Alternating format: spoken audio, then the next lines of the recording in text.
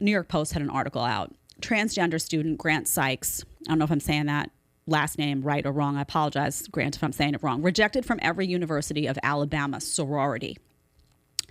Here's some of the article. A transgender woman was rejected by all University of Alabama sororities during their student recruitment process, according to social media posts from the student.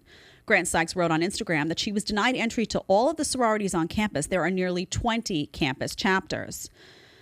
There's a long quote there and a video on TikTok. I'm hopeful of a future where everyone is welcome for just being themselves everywhere. Sykes continued, if you're going through a hard time today, remember that life's too short to ponder the things lost.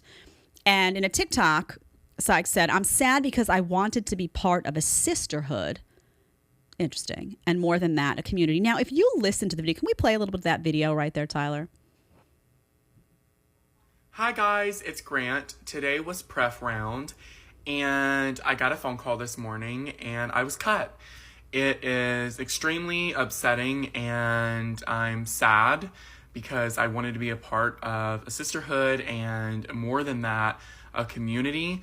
And, you know, it's kind of just, I keep on waiting for my Rokai to call me and be like, just kidding.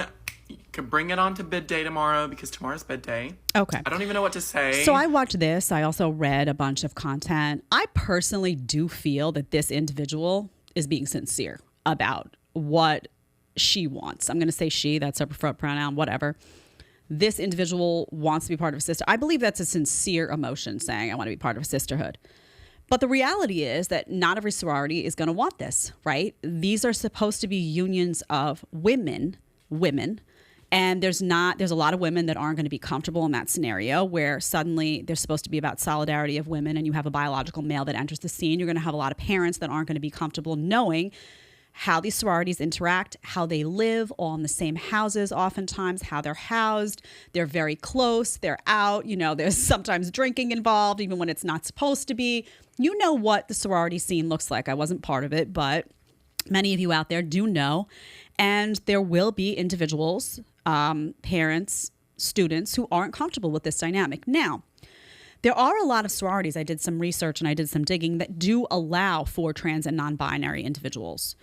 So if you were trans and non-binary and wanted to be in a sorority, if you were a biological male who now identified as a woman, you could seek out those particular sororities. I don't know if those exist at the University of Alabama. I'm to assume they don't because I'm pretty sure Grant would have gone that route otherwise, but they do exist. And there is going to be increasing pressure on these organizations to be all-inclusive. Now, what will that do to the population of students? I don't know. I think there will be some students that choose not to join a sorority as a result of that. I'm pretty sure there's going to be some parents that say, I don't want you doing that as a result of that because of concerns. You have to just look at this objectively and not emotionally. You have to look at it and say, these rejections are not personal.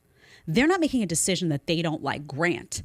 It's not about Grant. They're making a decision that you have an organization that caters to women, biological women. There's a lot of closeness. There's a lot of shared spaces that goes on there, and it's not appropriate, in their opinion, for a biological male to be part of those spaces. So this can't become an emotional argument. And I think everyone needs to step outside of their box and just look at this and say, okay, I could see why a parent, a student would potentially have a problem with this and not want to be part of an organization that had this fluidity of thought. What's interesting is that Sykes is not the first transgender student to be rejected from Greek life. I don't know if you heard the story, but this Adam Davies was rejected from all 12 sororities at Northwestern University. That story in particular is very interesting to me because Adam was born a female, but identified as a male and wanted to join a sorority. So I'm thinking, what's going on there? Why? If you're born a female and now identifying as a male, which leads me to believe that you want to be treated as a male, why do you want to be in a female sorority? I don't know. There's just all sorts of confusion. I read a few articles and Adam was saying, well, it's more complex than that. I mean, at what point does it just become, does nothing mean anything and everyone just wants to be part of anything? And now it's like, what boundaries are people trying to push here is my question. People talk to me when I talk about this about Title IX. That was brought to my attention a few times. Title IX prohibits sex discrimination in education. Title IX does not affect sororities and fraternities. The federal government has made it so that sororities and fraternities can make their own rules when it comes to this stuff. So it's up to them. Now, do you think there's going to be a slippery slope here? 100%. This is not going to last very long. These organizations will be labeled as bigoted. They will be labeled. I already saw on Grant's page, I went to Grant's Instagram and saw a number of people with blue check marks who were saying, keep doing what you're doing what's right, people will come around, too bad. I saw all the comments, and I understand. Again, watching this video, I can say this is someone who I do believe is sincere. I don't think was ill-intentioned. I don't think, based on what I see today, is looking to cause trouble or damage in any way. But just step inside the shoes of those biological females in that organization. You know, step inside the lives of those females who play on sports teams. Step inside the lives of women who have to exist in those locker rooms with biological men. And even though you may not be, maybe you're out there and you don't intend to harm, fine. What if somebody does? What if it's just awkward, that dynamic? What if it prevents women from wanting to be involved in sports? Or what if it just becomes an unsafe feeling space because it's odd, right? It is odd.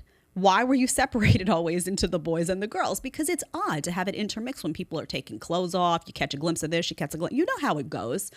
So people are uncomfortable. Hear why they're uncomfortable. Listen. And be able to have that conversation with them in the same way that it's expected that we have the conversation with people who are trans, who want access to these communities. I do think there's going to be increased pressure. I think it's going to be forced by public pressure soon. And I think you're going to have very few sororities and fraternities that don't cave to this, you know, within a very short period of time. If you like the short clip, you can catch another one here, or you can catch the full episode right here.